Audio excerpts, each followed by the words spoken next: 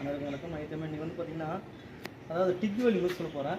பாத்திரத்துக்கு வந்து இப்போ பெரும்பாலும் வந்து பார்த்தீங்கன்னா கம்பெனியில் வந்து ஆட்டோமேட்டிக் வெல்டிங் தான் அடிப்பாங்க, ஆட்டோமேஷனில்.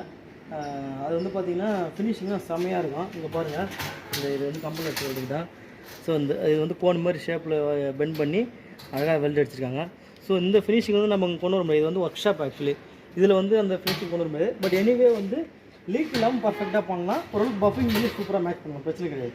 ஸோ இப்போ வந்து பார்த்திங்கன்னா இது நமக்கு வந்து ஒரு ஆர்டர் என்னன்னு பார்த்தீங்கன்னா, இந்த இடத்துல வந்து லீக் அரெஸ்ட் பண்ணால் தான் நமக்கு வந்து ஆர்டர். இந்த சுற்றிடும் பார்த்திங்களா, இது ஒரு வெசலு, இது ஒரு கோன் ஷேப், ரெண்டு ஜாயின் பண்ணி இடத்துல வந்து இந்த மாதிரி கேப் இருக்கும். இந்த இடத்துல வந்து லீக் ஆகும். ஏன் வந்து முதல்ல அந்த லீக் அரெஸ்ட் பண்ணணும் நீங்கள் கேள்வி கேட்கலாம். இது வந்து ஆக்சுவலி வந்து கஸ்டமர் வந்து அரிசி வைக்கிறது யூஸ் பண்ணாங்க. ஆக்சுவலி ஆரம்ப காலத்தில் அரிசி வைக்கிறது யூஸ் பண்ணிட்டாங்க. இப்போ வந்து எண்ணெய் ஊற்றி யூஸ் பண்ண போகலாம். ஸோ அவங்களுக்கு அந்த மாதிரி நம்ம கஸ்டமைஸ் பண்ணி தரணும். அப்போ எண்ணெய் ஊற்றினா இது வழியாக வந்து லீக் வரது நிறைய வாய்ப்பு இருக்குது. லீக் வரும், நான் செக் பண்ணிட்டோம். பாருங்கள், இந்த வழியாக வந்து தண்ணி ரொம்ப அந்த ஆயில் ரொம்ப அப்படியே பொங்கி இந்த பெரிய பேசேஜ் மாதிரி இருக்குங்களா, இது வழியாக லீக் வரதுக்கு நிறைய வாய்ப்பு இருக்குது. லீக் வந்தது, செக் பண்ணியாச்சு. ஸோ இது அப்போ இந்த இடத்துல வந்து லீக் அரெஸ்ட் பண்ணால் தான் நம்மளுடைய டாஸ்க்கு. அது நம்ம எப்படி டிக் வெல்டிங் யூஸ் பண்ண பாருங்கள். கம்பெனி மாதிரி இங்கே ஆட்டோமேஷன் வெல்டிங் கிடையாது, இது நாங்கள் யூஸ் பண்ணுற மெத்தட் இது. ஸோ இது ஃபஸ்ட்டு ஃபேஸ் என்ன பண்ணுறீங்கன்னா, இந்த டிக் வெல்டிங் ப்ராசஸில் ஃபஸ்ட்டு ஃபேஸ் வந்து இந்த சொத்தினா மேலட்டு இல்லை பிளாஸ்டிக் சொத்தி ரெண்டுமே வச்சுட்டு உள்ளையும் வெளியும் தட்டி என்ன பண்ணணும், மட்டமாக பண்ணிக்கணும். பண்ணிவிட்டு நெக்ஸ்ட் என்ன பண்ணணும், டாக்கா வைக்கணும். இந்த மாதிரி டாக்கா வச்சிடணும். ஏன் டாக்கா வைக்கணும்னு கேட்டிங்கன்னா, சப்போஸ் இது வந்து கம்பெனியில் வந்து ஒரு சும்மா ஒரு இது வந்து அரிசி தேர்தனால ஒரு 4-5 இடத்துல தான் வந்து டாக்கா பண்ணியிருப்பாங்க. அதுவும் வந்து ஸ்ட்ரென்த்து கம்மியாக இருக்கும். அப்படின்னா அவங்க ஃபுல் ரன்னர் அடிச்சுன்னு போனாலும் ஃபுல் வெல்டிங் அடிச்சு போகும்போது அந்த பக்கம் வந்து பேத்துன்னு வந்துடும். ஸோ அதை அவாய்ட் பண்ணுறதுக்கு ஃபஸ்ட்டு என்ன பண்ணோம், ஒடுக்கு தட்டிட்டு அழகாக இது பண்ணிவிட்டு இந்த மாதிரி ஸ்டிச்சு அதாவது டாக்கா அங்கங்கே வந்து விட்டு ஒரு இன்ச்சுக்கு ஒரு டைமு டாக்கா வச்சிடணும். நெக்ஸ்ட்டு என்ன பண்ணோம், இந்த சுற்றின டாக்கா வச்சு முடிச்சோம். செகண்ட் ஃபேஸ் வந்து இந்த மாதிரி வந்து ஃபுல் ரன்னர் வந்து அடிக்கணும் வெல்டு. இதுதான் ஆக்சுவலி வந்து டிக் வெல்டிங் தான். இந்த டிக் வெல்டிங் நாங்கள் வந்து நாங்கள் வந்து பார்த்திங்கன்னா ஃபில்லர் மெட்டீரியல் யூஸ் பண்ணி அடிக்கிறோம். அதான் வந்து இதில் வித்தியாசம். அதாவது நார்மலாக வந்து டிக் வெல்டிங் பார்த்திங்கன்னா ஃபில்லர் மெட்டீரியல் வந்து யூஸ் பண்ண மாட்டாங்க. பட் இங்கே நாங்கள் என்ன பண்ணுறோம், ஃபில்லர் மெட்டீரியல் யூஸ் பண்ணுறோம். வந்து இதில் வந்து பெரிய ஒரு வேலைக்காரு டிக் வெல்டிங் ப்ராசஸில் நிறைய விஷயம் தெரியுது அண்ணனுக்கு. இதில் வந்து பார்த்திங்கன்னா ஃபில்லர் மெட்டீரியல் போட்டு அடித்தால வந்து அவனுக்கு கேட்டிங்கன்னா அந்த கேப்பு வந்து அதிகமாக ஃபில்லப் ஆகும். சப்போஸ் வந்து 2 மெட்டீரியல் வந்து இப்படி ஒட்டிகிட்டு இருக்குது, அந்த மாதிரி கேஸ் வந்து ஃபில்லர் மெட்டீரியல் தேவை, டேரெக்டாக வந்து டிக் வெல்டிங் அடிச்சிக்கலாம். பட் நம்ம வந்து பார்த்திங்கன்னா அந்த பாத்திரம் இப்படி ஒடுக்க இப்படி வளைஞ்சி கிழிஞ்சி கேப் இப்படியும் கொஞ்சமாக அப்படி இருக்கிறதுனால வந்து கண்டிப்பாக ஃபில்லர் மெட்டீரியல் போட்டே ஆகும். அப்படி ஃபில்லர் மெட்டீரியல் போட்டால் தான் வந்து அந்த எல்லா கேப்பும் வந்து பக்காவாக ஃபில் பண்ண முடியும். இதில் என்ன ஒரு ட்ராபேக்னா, இப்போ வெல்டிங் நீங்கள் அடிச்சு வச்சுக்கலாம், ஃபுல் ரன்னர் அடிச்சு வச்சுங்களா, உள்ளே பார்த்தீங்கன்னா அதோடைய ப்ரொஜெக்ஷன் தெரியும்.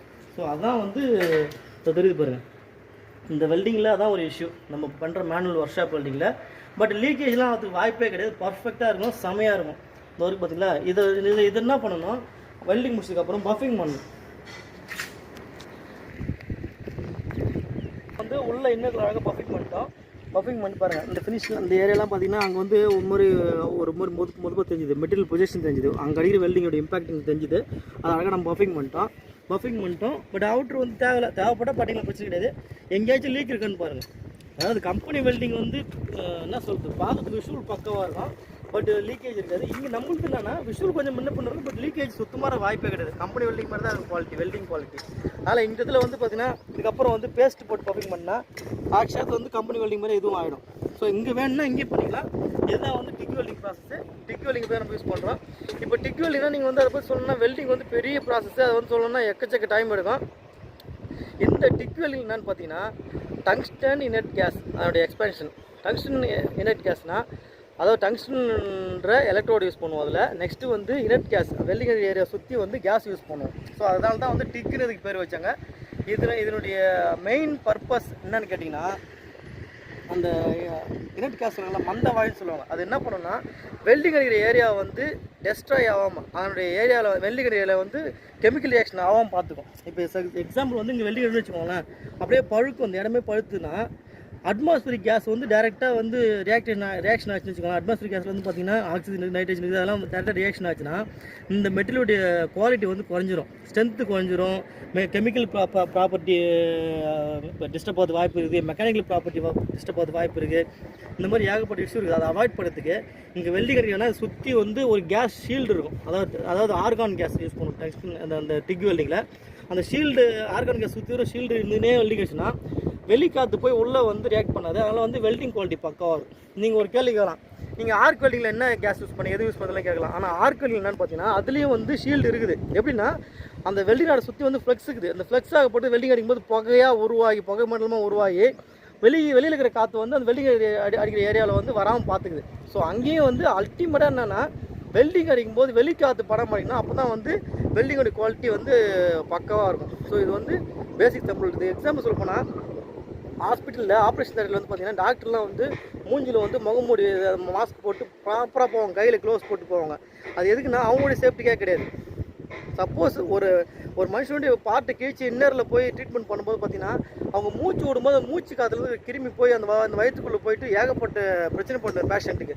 ஸோ அதுக்காக தான் வந்து அவங்க மாஸ்க் போடுறாங்க. தவிர பேஷண்ட்லேருந்து அவங்களுடைய நோய் வரும்னு சொல்லிட்டு அவங்க மாஸ்க் போடல. அதே கான்செப்ட் தான் இங்கே.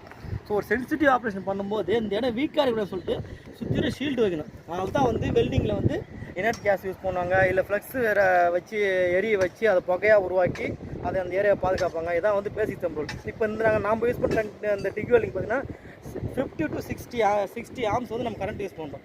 ஸோ இந்த மாதிரி நீங்களும் உங்களுக்கு அந்த ஆர்டர் வந்தால் இந்த மாதிரி பண்ணுங்கள். அதனால் நீங்கள் என்ன பண்ணீங்க, உங்களுக்கு ஆர்டர் வந்தால் மிஸ் பண்ணாதீங்க. நமக்கு எங்கே இதெல்லாம் வந்து பெரிய பெரிய ஃபேக்ட்ரி தான் பண்ணுவாங்க இந்த மாதிரி ஆர்டர்லாம், இது நம்ம எப்படி பண்ண தெரியும்னு சொல்லிட்டு நீங்கள் ஃபீல் பண்ணாதீங்க. இது சிம்பிள் பேராமீட்ரு. இதுக்கு வெல்டிங் வைக்கிற பேராமீட்டர் வந்து பார்த்தீங்கன்னா ஒரு டிக்கு, அதாவது டிக்கும் ஆர்க்கு வெல்டிங்கும் சேர்ந்த மாதிரி வெல்டிங் மிஷின் இருக்குது. பெஸ்ட் ஆர்க்கு இருக்குது, ஜிபி வெல்டிங் என்னென்ன இருக்குது. அதோடைய காஸ்ட் வந்து பார்த்தீங்கன்னா மிஞ்சி போச்சுன்னா ஒரு 15,000 ரூபா வரும், அவ்வளோதான் அந்த காஸ்ட்டு. அதில் நீங்கள் அடிஷ்னலாக என்ன பண்ணணும்னா ஒரு ஆர்கான் சிலிண்டர் ஒன்று வாங்கணும், அதுக்கு ப்ரெஷர் கேஜ் வாங்கணும், ஓஸ் வாங்கணும். அல்டிமேட்டாக மொத்தடைய காஸ்ட் வந்து பார்த்தீங்கன்னா ஒரு 22,000 ரூபா அவ்வளோதான் வரும். அந்த எஸ்டிமேஷனில் வந்து வச்சுட்டு நீங்கள் இந்த இன்ஸ்ட்ருமெண்ட்லாம் வாங்கிக்கிறீங்கன்னா நீங்கள் வந்து இந்த மாதிரி ஆர்டர் நீங்கள் தைரியமாக இது பண்ணலாம். இது வந்து ஃபேக்ட்ரியில் சிஎன்சி மிஷின் ஆட்டோமேஷன் தான் பண்ணணும் அவசியமே கிடையாது. இல்லை ரோபோட்டிக் வெல்டிங் வச்சு ஆட்டோமேஷன் பண்ண அவசியம் கிடையாது, நம்மளாலையும் பண்ண முடியும். அதனால் வந்து நீங்கள் இந்த ஆர்டர் வந்தால் பிக் பண்ணி தயவு செஞ்சு பண்ணுங்கள். இதுதான் என்னுடைய வேண்டுகோள். அதாவது என்ன சொல்கிறது, எவ்வளோ சொல்லி போகலாம். இந்த கதவுல கீத்தாடுறாங்க பதில் பூ தரையாமல நீங்கள் சிஎன்சி மிஷின் வந்து எக்ஸாக்டாக சும்மா இன்னொன்று விளையாடுறாங்க. எப்படி விளையாடினாலும் பழைய காலத்தில் கையில் போகிற பூ மெத்தடு வராது. ஸோ அதுக்கு ஒரு அழகு இருக்குது, ஒரு குவாலிட்டி. அதனால் வந்து நீங்கள் உங்கள் கை வந்து வச்சு விளையாடலாம். உங்களுக்கு ஆட்டோமேஷன் வேணும், நம்மளால் பண்ண முடியும் ஃபீல் பண்ணி உட்காந்துருக்காதீங்க. தயவுசெய்து ஆர்டர் வந்து செய்யுங்க. இதான் என்னுடைய வேண்டுகோள். நன்றி, வணக்கம்.